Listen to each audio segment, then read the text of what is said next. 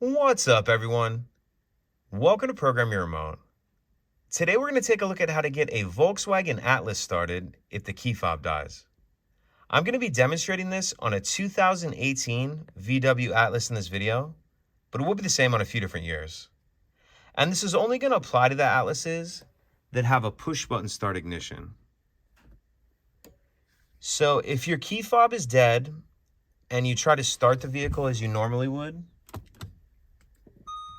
you'll get a message on the dash saying key not detected, hold key on marking, see owner's manual.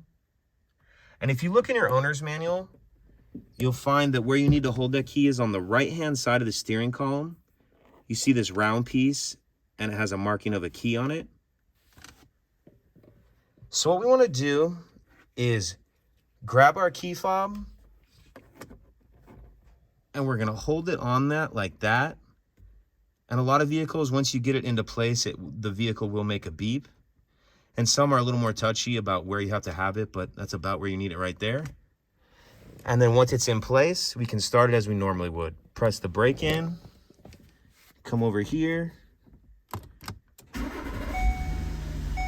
and that's it. Pretty simple.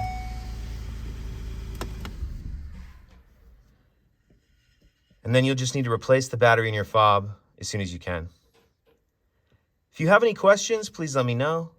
If you could take a second to like and subscribe, it helps us out, and I'd appreciate it. Thank you.